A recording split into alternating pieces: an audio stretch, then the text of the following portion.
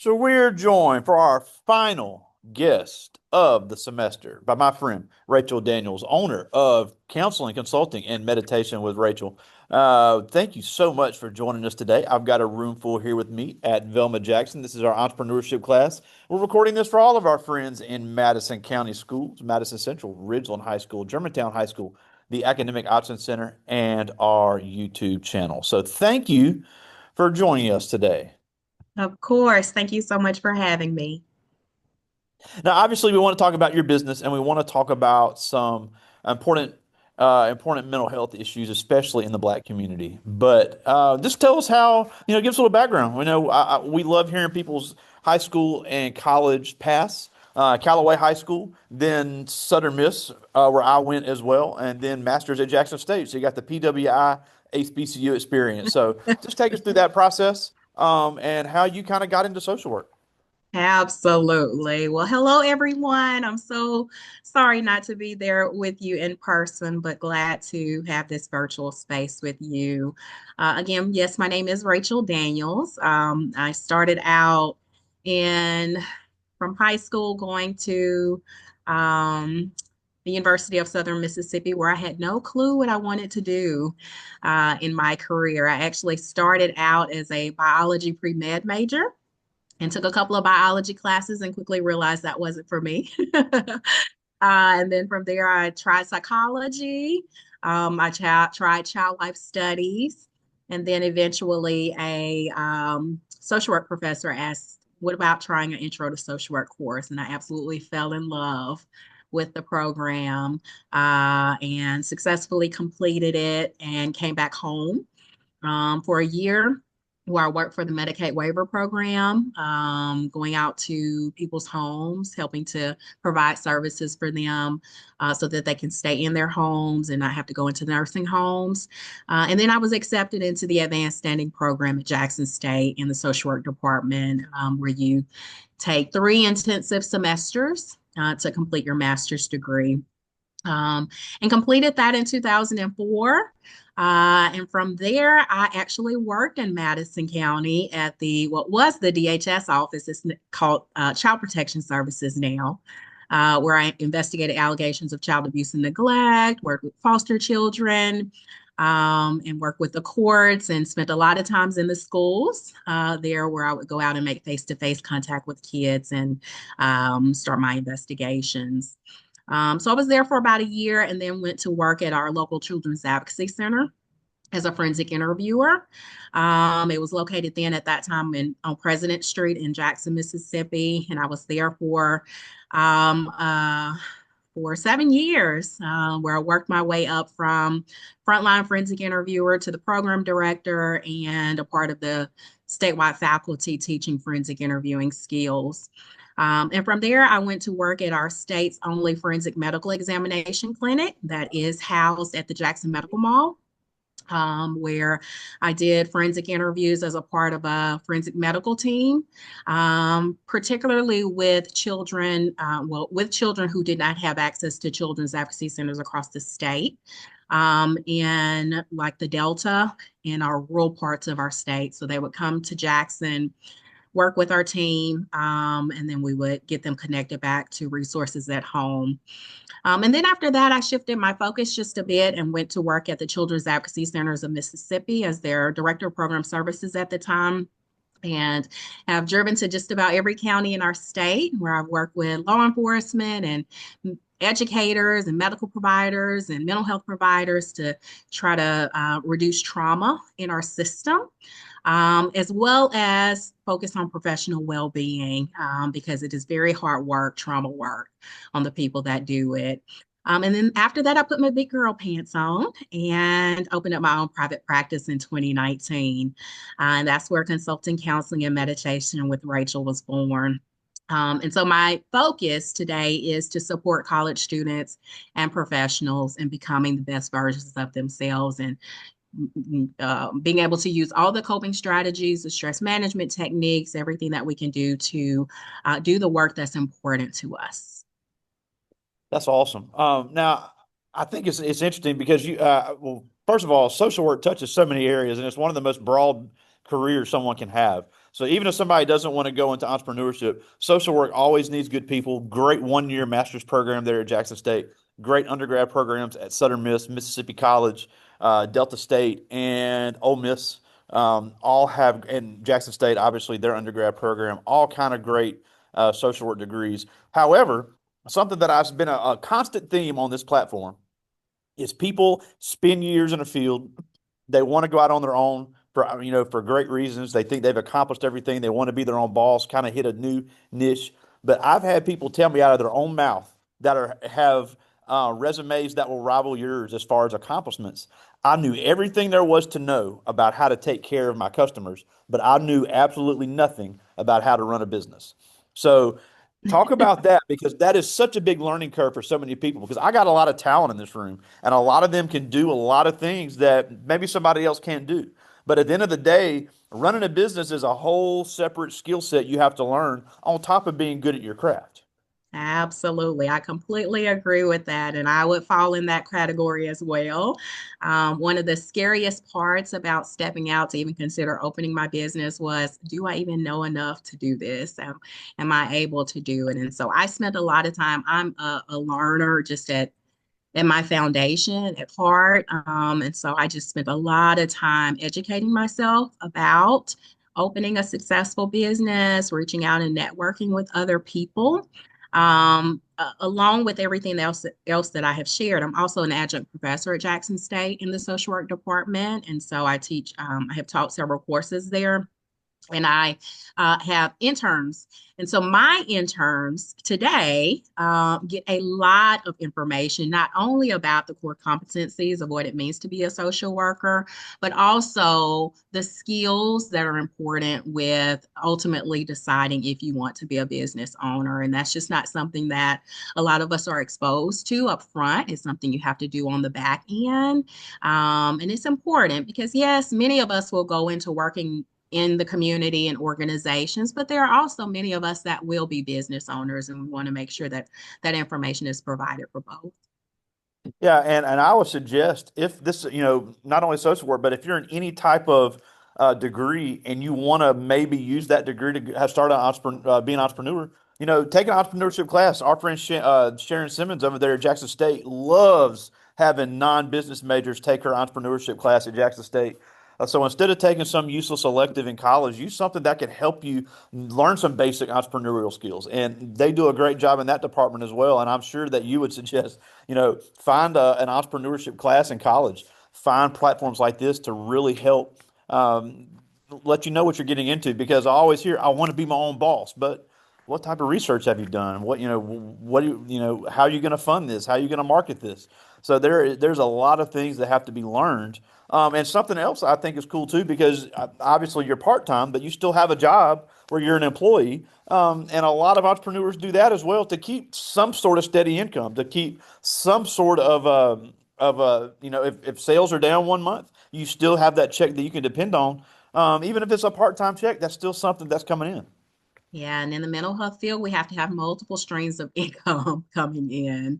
I am a private pay provider, so I'm not paneled with insurance companies, and so I have to be really thoughtful about what that could look like for my practice. And I not only do telemental health counseling, but I also adjunct at Jackson State, and I do speaking engagements, Oh, and cool. go out and do workshops and all. That's awesome. Now, talk about especially since COVID, the telehealth area has just skyrocketed. I had another person on this platform in Ohio that does telehealth in 9, 10 different states, has patients all over the country, and has never met any of them in person. So That's it right. just blew my mind how all that happened. So talk about that space because you hear more and more people say they want to work from home. You hear more and more people say, I just want to have something virtual. Well, it's not just let's flip it on a computer and start making some money. So definitely some dots have some I's have to be dotted and T's have to be crossed. Absolutely. And as a social worker, we have to not only have a bachelor's degree and a master's degree, but then you have to have a certain number of clinical hours that you have submitted to the board. And then you have to take a licensure exam to be an LCSW before you can actually perform independently on your own. And so, if it's something that interests you, just being able to know what that means for your state. And we have this really neat thing that's happening right now across the country. Where states are opening up the ability to be able to use your license in other states so that we can keep that continuity of mental health care for people that may travel or may move and want to maintain relationships with their providers. But I do everything virtually in my practice, just like today. I do a lot of workshops virtually.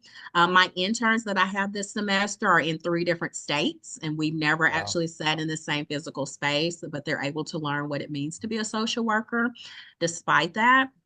And so it takes a lot of creativity. It takes that foundation of knowledge to make sure that as a instructor that I'm presenting information in a way that people can learn and be able to practice skills that will allow them to ultimately be effective practitioners and clinicians and providers in their communities. Now, one thing that I'm a stickler about, and I know they get sick of me talking about this, but I could talk about this all day.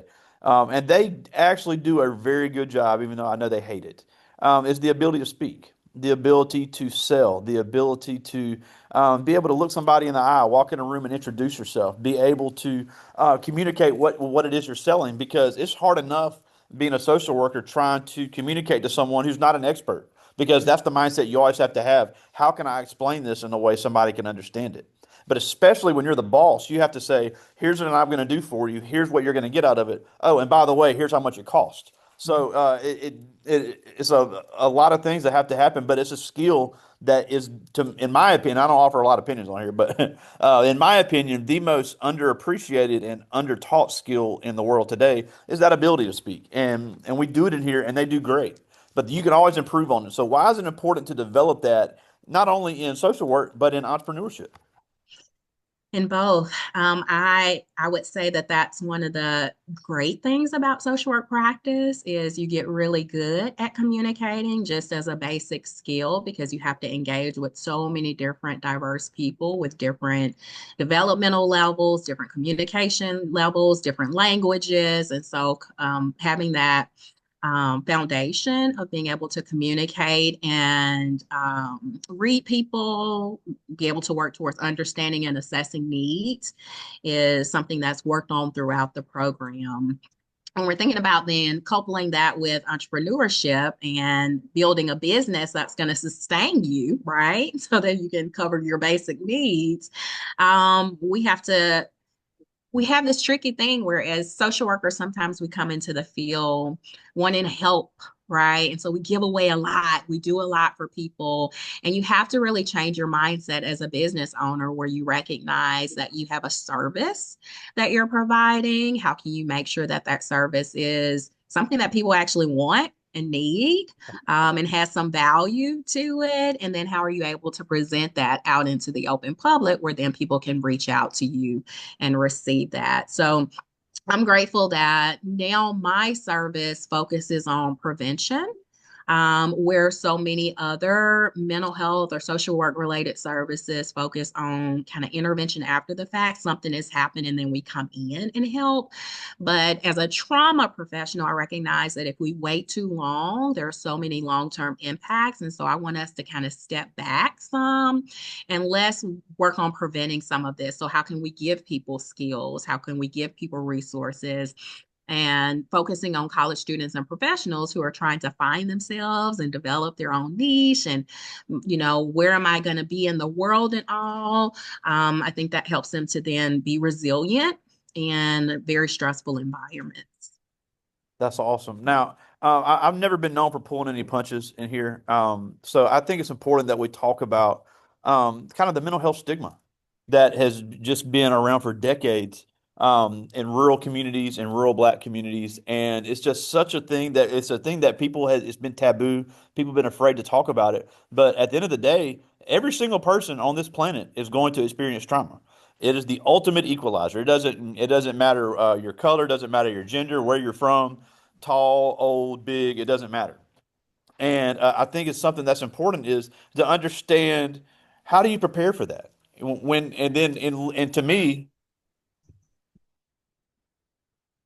sorry, I had the bell. To me, when it comes to an adjustment to be able to deal with trauma, that transition after high school into that next step is one of the biggest steps that somebody can ever take. And another thing is, I think a lot of people are ashamed to talk about trauma when I've said so many times, 99.99% of trauma is something that is not your fault. Mhm. So many things of your environment, there every now and then you may make a bad decision, but for the most part, you can't help nobody chooses their family, nobody chooses where they're born, nobody chooses their health they're born with, nobody chooses the color of their skin, nobody chooses where in the world they start this life. So many things contribute to trauma that you have zero control over, but it's just a matter of talking through these things to be the best version of yourself. And I think that's something that, with these kids being 15, 16, 17 years old, we can have that conversation. Because look, I was interviewed by a magazine a couple years ago, and I said rural communities, especially rural black communities, were left behind when it came to resources for decades. Mhm. But there are so many great people like yourself, more and more small businesses and places to get help. And then another thing, and then I'll let you talk about it, is I've had people say, well, I want to get help for this, but I can't afford it. Yeah. There's always, even if and I think I feel comfortable in speaking for you and saying that most mental health people, if they cannot be the person for you, are more than happy to find somebody that can help you. Because Mhm. even though obviously you're in this for business, you're in the people business and you want to see people get better. And Yeah. then something that's come along in the last few years, if you're ever in crisis, 988 works 24 hours a day, 7 days a week, 365 days a year, and they have trained people that will talk to you for free and help you find resources. So there's never been just because your grandparents may not have access to things or your parents may not have access to things, there are so many ways that you can talk about these issues, find people that will listen, and work through some of the things that are going to happen. Amen to all of that. Yes. I guess where I would start with that is to say, yes, we live in a society that exposes a lot of people to a lot of trauma. And what we want to do, and at the same time, what we want to recognize is that every single one of us has mental health. Yeah. Now, not everyone has dysfunction or challenges, but every single one of us has to work towards maintaining our mental health. And so the stigma can be connected to a couple of things. One, sometimes our system hasn't been trusting enough for people to be able to go out and get what they need. Sometimes, even when people approach others wanting help, they may not get the response that they deserve. And so, what I would say is keep asking, keep seeking the help that you deserve. There are professionals out there that will support you. And for me, whenever someone reaches out to me for counseling, we do a consultation first because I tell them it is just important for you to interview me as the provider to see if I'm a good fit for you, as it is that if I that I want to make sure that I have the skills to be able to support you. Just like we have to try a few people out as a hairdresser to see if they can do our hair. Sometimes we have to try a few people out as mental health providers to make sure that we have that good fit. And so just keep trying. I love working with college students because at that developmental stage, they're so open to learning new things and being exposed to rewriting or rewiring some of their conditioning that isn't helping them in the moment. Um, and your high school students have that opportunity to start thinking about that as well, right? Sometimes we have patterns in our family that has existed, whether it's substance use or, behaviors or, trouble with connecting with our emotions. And if that's something that you recognize, this is getting in the way of my relationships, or it's getting in the way of me meeting my goals with school and my next steps, then know that there are supports out there. the last thing I would say right now is there's so much free stuff out there. So if you're challenged financially, every one of us is walking around with a device in our hand that gives us access to free resources. And so, go online and learn about anxiety, go online and learn about depression. There are tons of YouTube channels out there that offer supportive mental health resources that you can start some of that work until maybe you can connect with that person that can do the deeper work with you.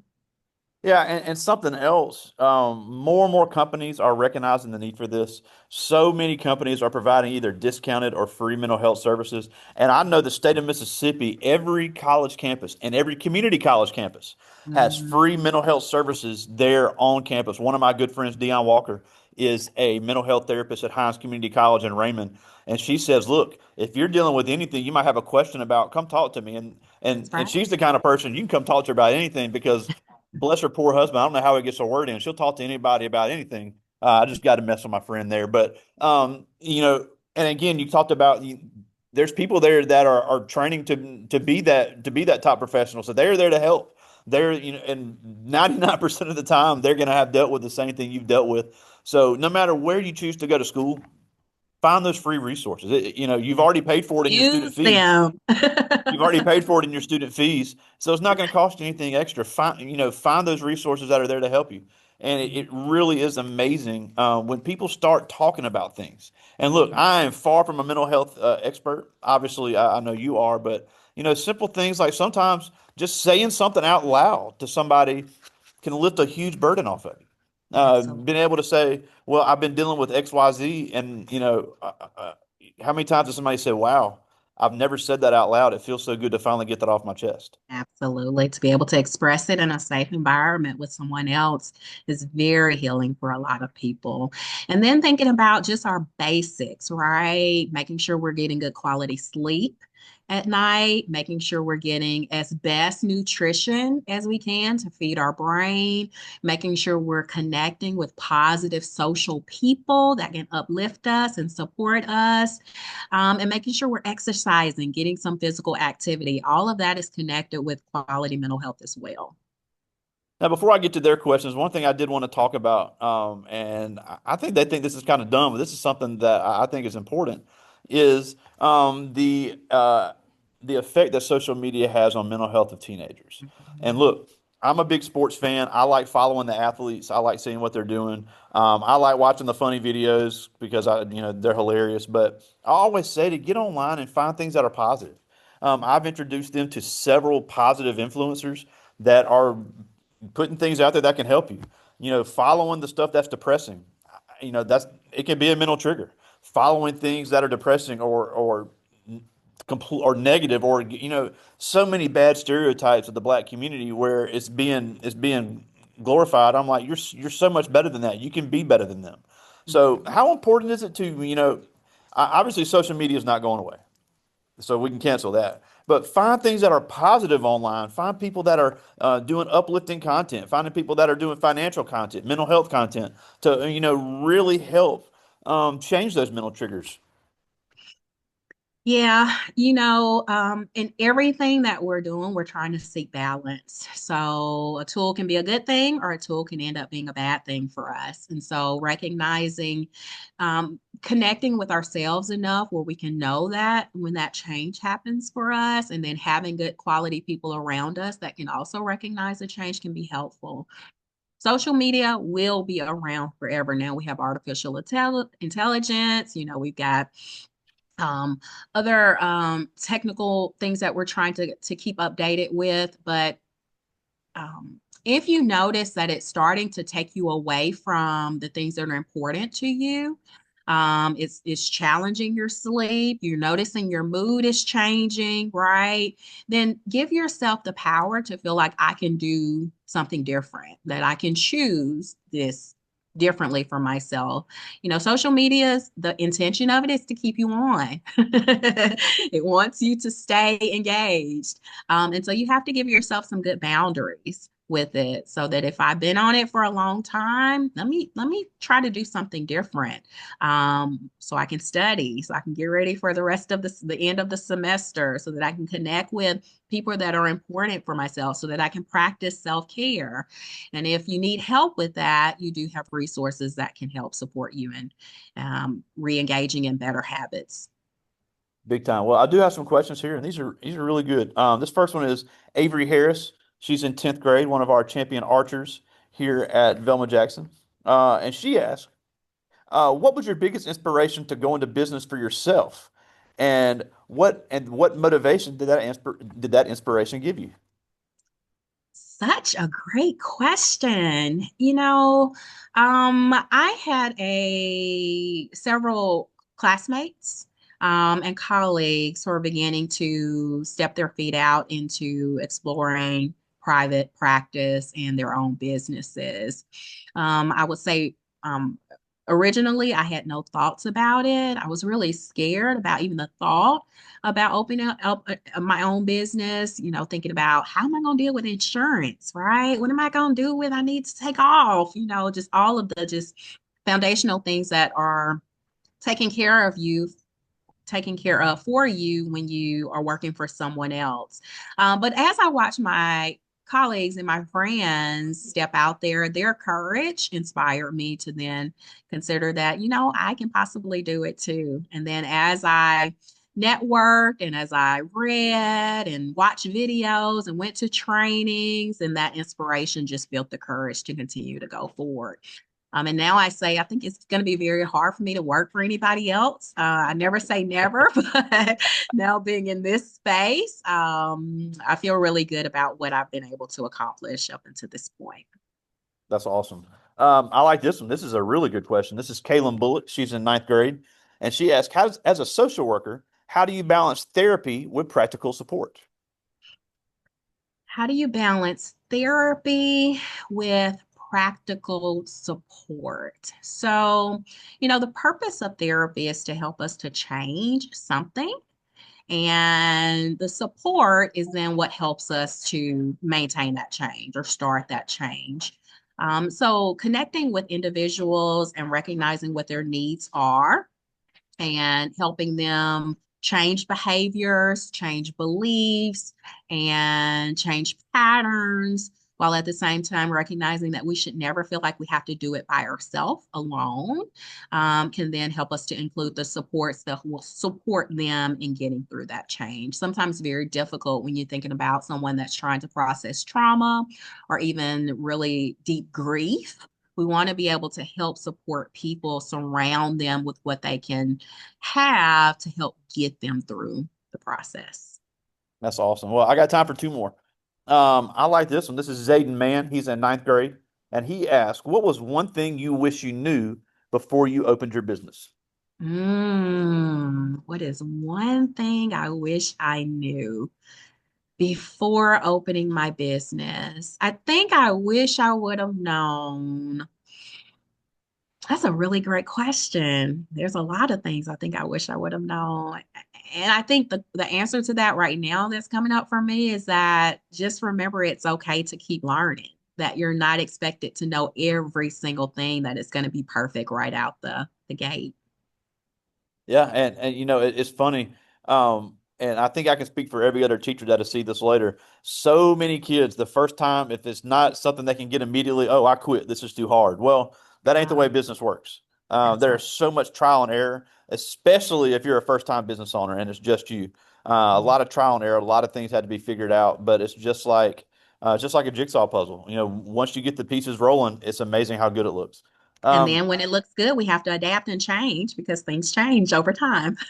There you go. I got one more. I love this one. This is Raheem Cole. He's in 9th grade, and he asked, "When did you know it was the right time or the right moment to go full-time entrepreneur?" When did I know it was the right time? I don't think I knew. I think that I just was pushed into doing something different.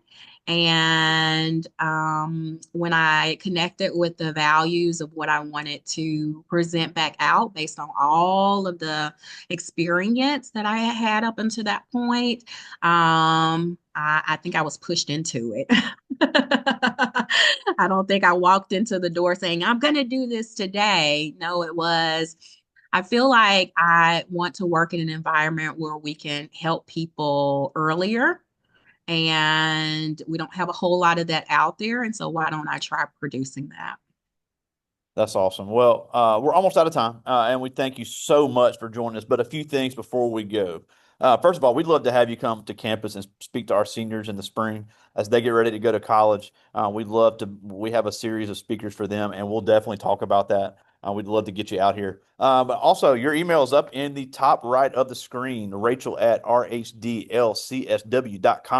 to get all the information about the services you offer. And is there anywhere else that they can find anything that you have going on?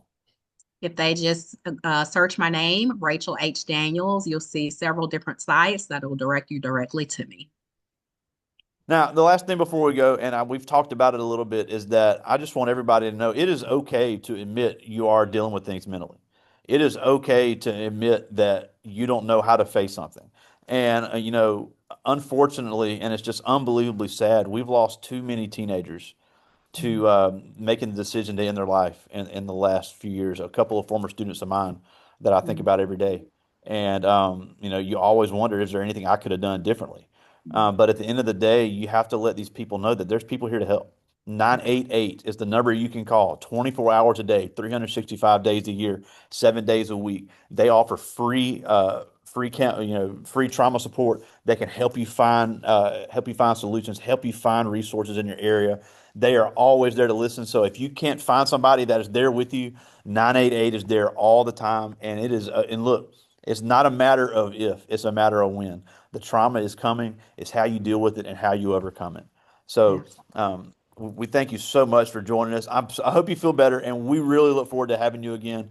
Really good stuff, and just really cool all the stuff you're doing as well. But we appreciate it. Rachel Daniels, founder of Counseling, Consulting, and Meditation with Rachel. Thank you so much for joining us today.